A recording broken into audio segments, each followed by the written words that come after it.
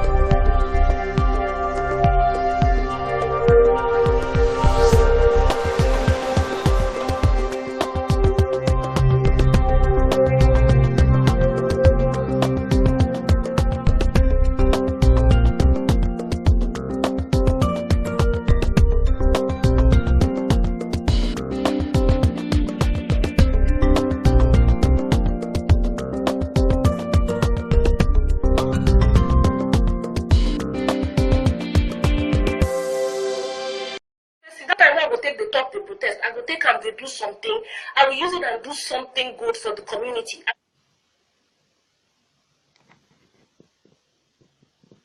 I will use it and do something good for the people I can help. Protesting anything, we have to have a clear focus. We will hear this and hear this, we will not hear the exact story or know the exact information. We start protesting. People who know what's going on in Nigeria, they are protesting. I'm not inside Nigeria right now, so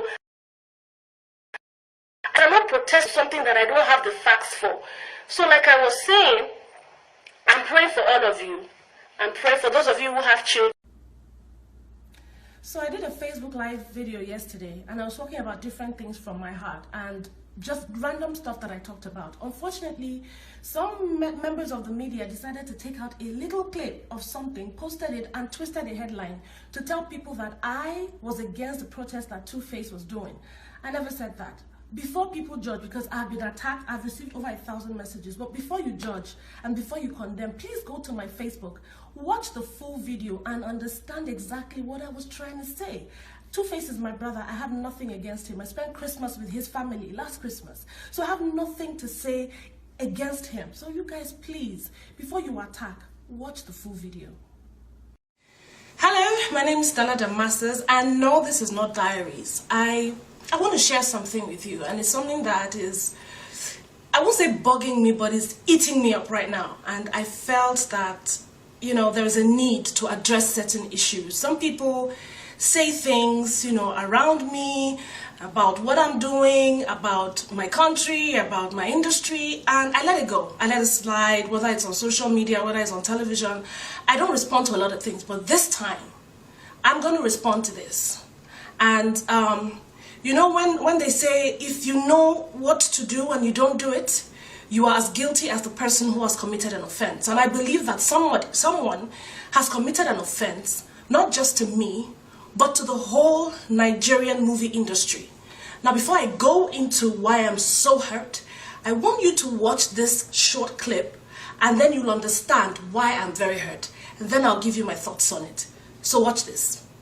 I don't think those people, this new crop of filmmakers, should be put under the umbrella of Nollywood. They should be called independent film, because a name carries a lot.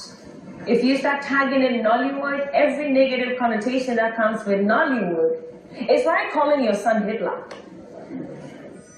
Okay, now that you have seen the clip, I'm sure that by now you understand why it's eating me up. Okay, first of all, when you say something like, the new producers now in the industry shouldn't be called Nollywood, they should be called independent producers, because Nollywood carries a negative connotation to it. I'm like, excuse me? And then she went ahead to say that calling them Nollywood is like naming your son Hitler. That is the most derogatory thing that anybody can ever say about the Nigerian movie industry. Okay, first of all, let me talk about this person, Leila Djansi. I am not after her, I am not fighting with her, but I need to point out some things. The only reason why we know Leila Djansi is because of a movie, Ties That Bind. And that movie, the only reason why Africans embraced the film and understood the film and loved it was because you used one of our best, Omotola Jalade Ekende. Yes, she is Nollywood, so unless you are calling her a Hitler, you have no right to say that, because she was in your movie, and because of her presence in your movie, we embraced it, okay? Now, you did another film, I think before Ties That Bind, it's called Sinking Sands, and you used another of our Hitler, according to you, Yemi Black. These people are all from Nollywood. You have not only insulted people that have labored for years to create something out of nothing, to create an industry without help from anywhere. There were men who could have put their money in different businesses, but they decided, you know what, we are Africans, we are Nigerians, we should be able to tell our stories. They invested their personal funds into making films, and they made films that portrayed who we were. They told our stories. We were tired of foreigners coming in to tell our stories, so we decided to do these things by ourselves. We did not have the kind of training that we would have loved to have.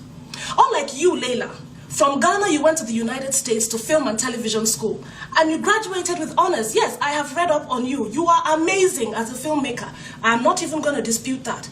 But having said that, you have no right to demean the hard labor of people who have suffered. And you know what you have done? You have really insulted the likes of Kenneth Nnebue, who was one of the first commercial filmmakers. You have insulted late Francis Agu. You have insulted Tade Ogidon. You have insulted Kingsley Ogoro. You have insulted the likes of Shegu Arinze, RMD, Omotola Genevieve, even me. You have insulted Rita Dominic, Kate Henshaw, Tonto Dike, Mercy Johnson, Funke Akindele, Mercy Aigbe. I can go on. You have insulted people who started it. The films that you call crappy, we have people like Barbara Soki. We have people like Sandra Achums. We have people like Victoria Inyama. We have people like Ameze Imariagbe, Ramsey Noah, all of them, Patrick Atta. We have people that have grown. The only reason why Stella Damasus can stand with Hollywood actors today, can stand on a global stage, the only reason why Stella Damasus can be received and hosted by the World Bank and be introduced by the president of the World Bank is because of this same Nollywood that you are calling Hitler. This is what hurts me, because you have no right to say that. An industry that grew. In fact, there was another time that in this same documentary, Jimmy Goes to Nollywood, you said, and I quote, that you were at the airport and you saw some actresses and you felt funny because these actresses were dressing the same way they dress in their movies. And you said our movies have only two things, the cameras and the fashion. And that our characters, meaning that we don't know how to act, because our characters, we bring on our personal characters into our films. That is a very unfair statement to make.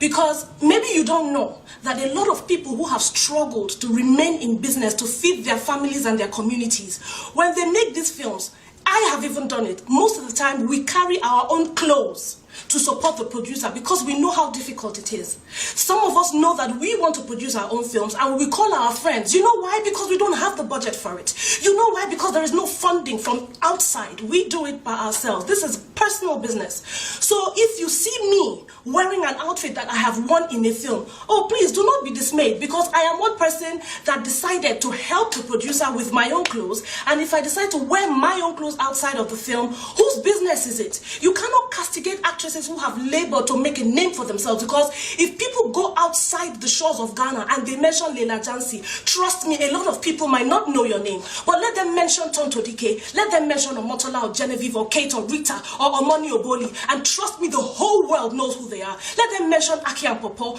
Regardless of how you say our films are, we have built things. We have gone to different countries and they have laid down red carpets for us to walk on. People have stood by the side of the road just to welcome us. Why? Because of what you call Hitler.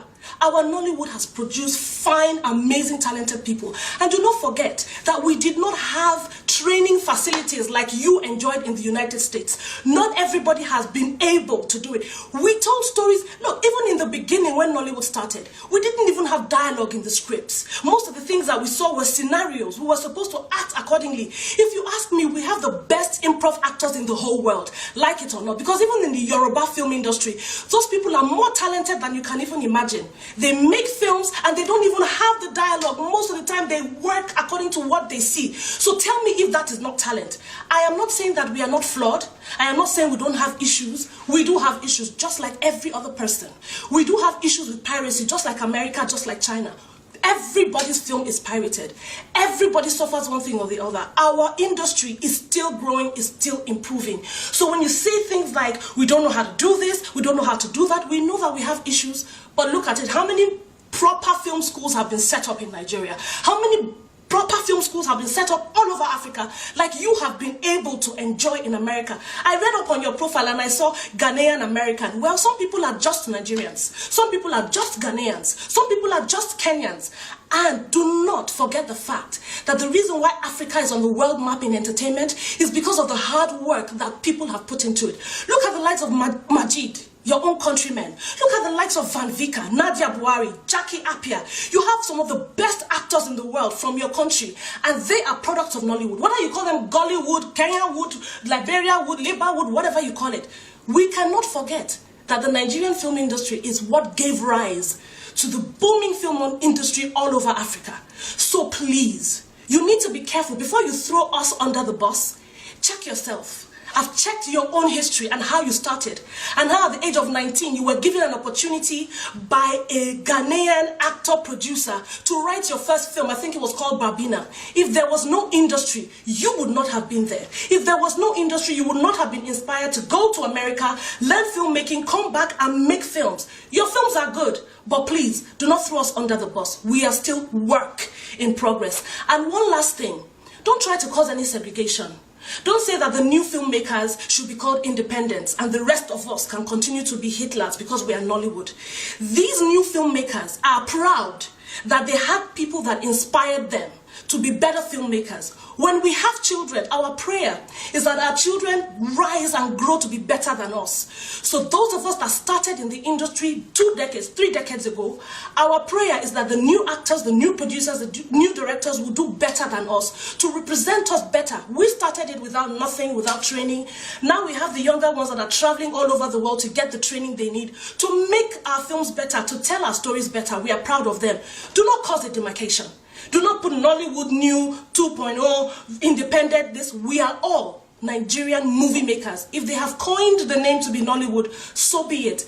Do not, I beg you, Leila, do not demean the work that people like me and my colleagues have put into this industry, because that's the only reason why you were in the documentary in the first place. Jimmy John Lewis came to Africa to attend AMA Awards. AMA is an African thing, and we have been supporting every African filmmaker, especially you, Leila. The reason why Jimmy John Lewis was talking about Nollywood is because it's a huge phenomenon that nobody can ever demean or diminish. So you were sitting there and talking because they gave you an opportunity to speak in that documentary. Do not ever take us for granted, Leila, because we gave you the opportunities that you have. Let us appreciate those that came before us. Let us appreciate the God that gave us all the talent. And let us appreciate the hard work that we put in without training, without support financially or anyhow. Let us embrace ourselves and give ourselves a pat on the back that so far we have tried. The training will come, and that's what people are doing. So guys, thank you for watching. I hope that you will listen, watch this video and think about it, because sometimes we as Africans, we know how to destroy ourselves and throw ourselves under the bus. But the foreigners will come and improve what they have done. They will glorify themselves and celebrate themselves. It is time that we as Africans begin to celebrate ourselves. God bless you all. Juvenes is published bi-monthly by Peanuts Communications Limited. For enquiries, event coverage or advert placement, call 0803 360 8271, 0805 787 1199, 0702 811 3638, or 0808 152 4499, or visit www.juvenes.peanuts.com. Juvenis.net. Juvenis Magazine. Inspiring the young at heart.